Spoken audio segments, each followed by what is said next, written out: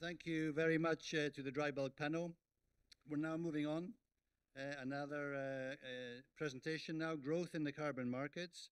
We're very happy to have with us Anna Stablum, who's Business Development Director of ClimeCo, Arlie Starling, who's President of Marsoft, and they're going to give a short presentation, growth in the carbon markets, value for the shipping industry. Please.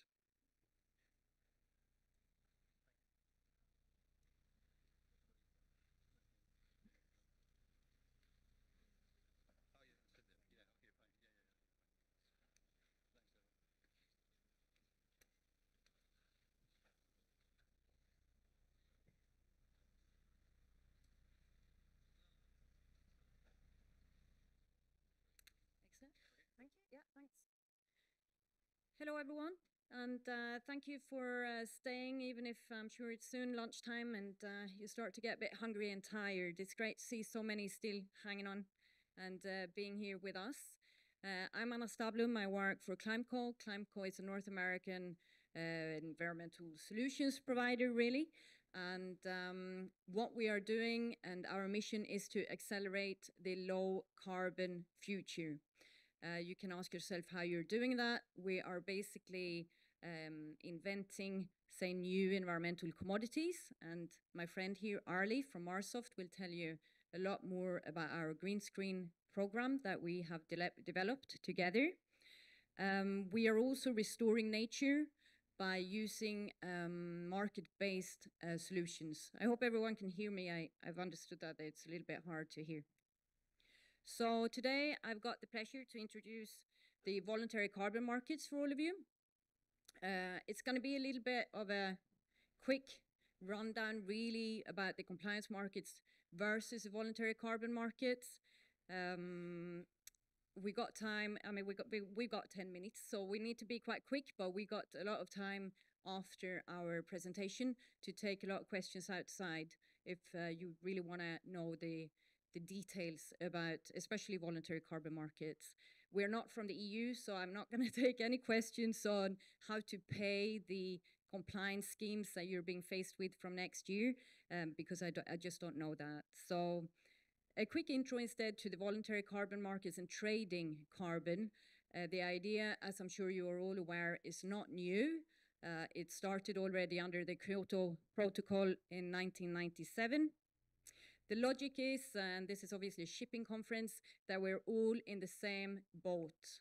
We have one atmosphere and we all need to reduce our emissions, which is obviously becoming more and more frequent, talked about, and we can actually see it with forest fires and the like. So we're living climate change as we speak. The logic then is really to find the lowest abatement costs. So how can we urgently lower emissions by paying the least possible amounts? One of the differences between the EU ETS and we're using this as an example of a compliance scheme because I know it's close to your heart, is there are a few differences between the voluntary market and compliance. One is timing.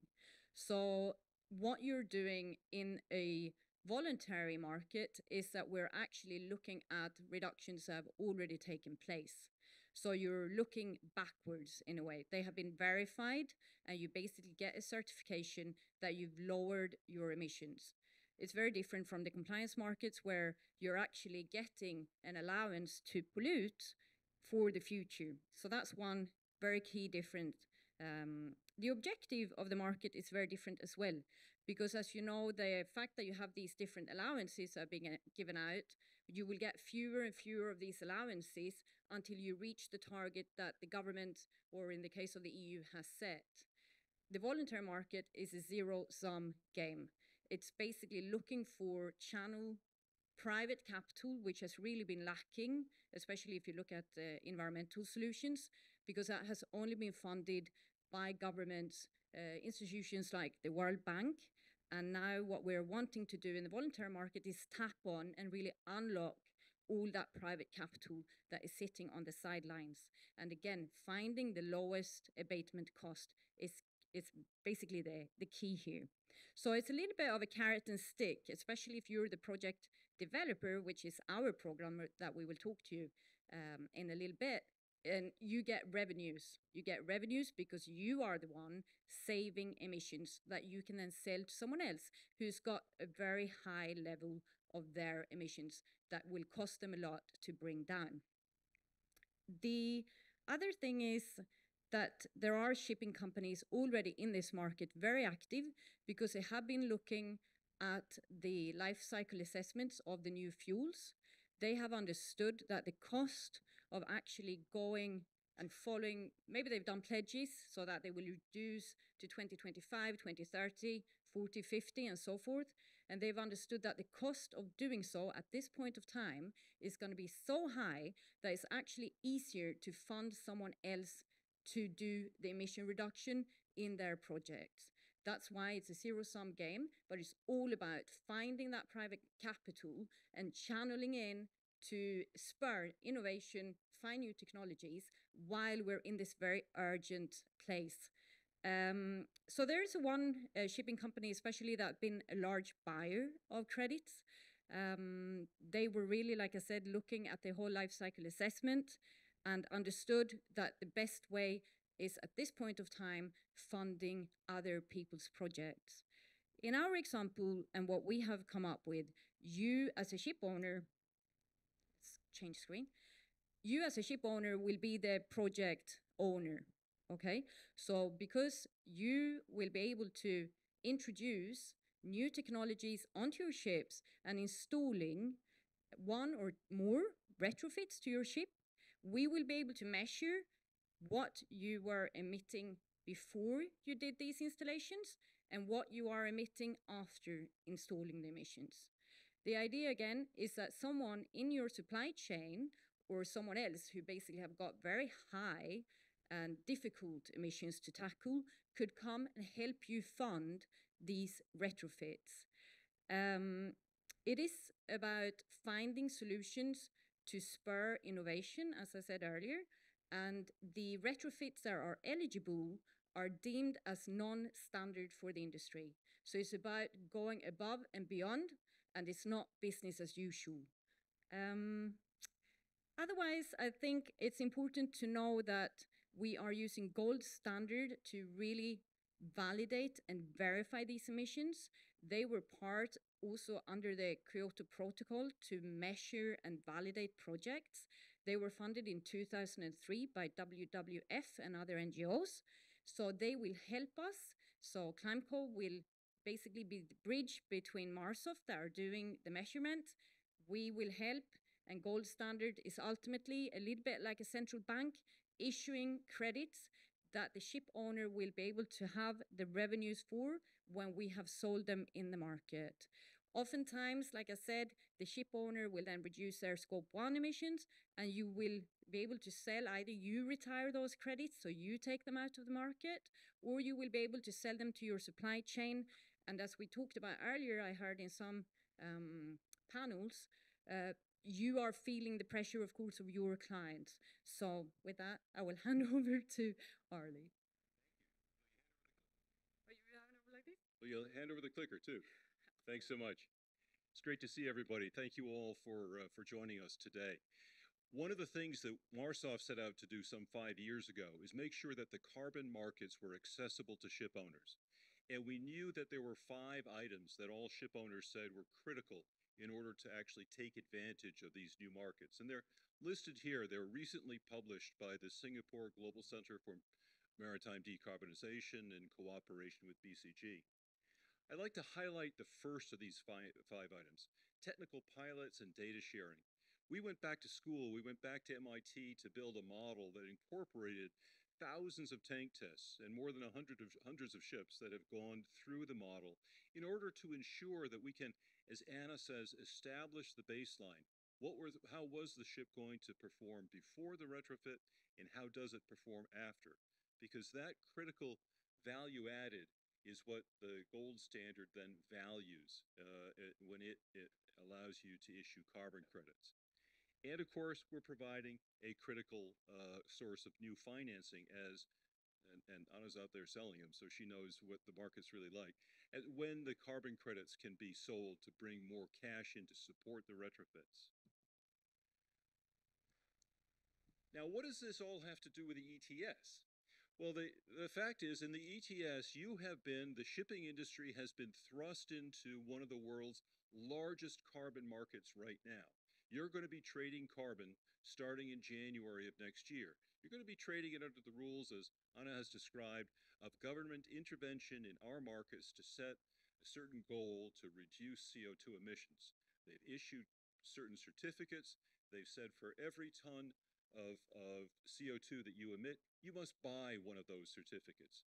And that's a costly exercise. It's going to cause you, in the hopes of the European Union, to change what you do. Now, I've tried to list here some of the things that you might choose to do in response to the EU ETS. You could look back to the response of the crude tanker industry to Open 90 in the United States and simply stop calling in Europe, or in that case, stop calling in the United States. My sense is that's not an option that's going to be available to most. You can slow down even more, another half knot, maybe another 3/4 of a knot, consume a little bit less. That's always a good thing. You wonder where that takes you with your ship that was designed to trade 2 or 3 knots faster. Probably doesn't make you very competitive. You can just say, don't worry about it because the charterer is going to pay. And anyone who believes that's going to be a routine operation, God bless. One of the things that we know is not going to happen as a result of the ETS at the current level is you're not going to switch to an alternative low carbon fuel. Another $300 charge on your bunker bill is certainly not going to be enough to get you into a low carbon, to buy low carbon fuels, which cost probably $1,000 a ton more. What can you do right now? You can retrofit your ship to be more efficient. You can put a duct on it, you can put a high quality coating on it, you can tune the engine, you can tune the propeller, you can take advantage of some of the very exciting new technology that is coming out with biocide-free coatings that allow that really reduce the amount of maintenance required on a ship. All these things add value. They reduce your CO2 consumption, reduce your fuel consumption. The only thing that you need to do is pay for them. And you have to confront the tough argument about whether or not it's worth putting money into a ship that's 15 years old and an uncertain future for the fuel cost of fuel and the CO2 benefits. In order to try to clarify the financial situation that that we're all confronted with in looking at retrofits, we've created the chart which on the left side, I think it's the left side, shows to my side, shows the economics of retrofitting a ship. In this case, spending $750,000 on a bulker, a tanker, or a container ship, and each of those ships has a different exposure to the ETS. So in the case of the bulker on the column closest to me, we've got just a 5% exposure to the ETS. A container ship, of course, is generally a lot more, on average about 30%. So each one of those will pay a different level of taxation, and each one of those will have a different level of savings. In this case, we're saving 1,000 tons per year. That's a pretty good savings, well achievable by the ships in our population. Take a look at that green bar at the top there.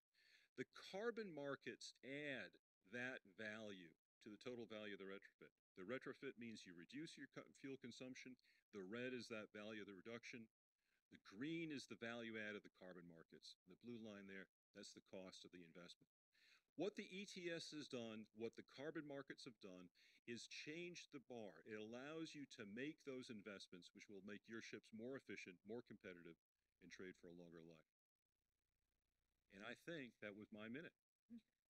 Kevin, do we do it for you? Thanks so much. We will be here for the rest of the day and look forward to speaking some more about it.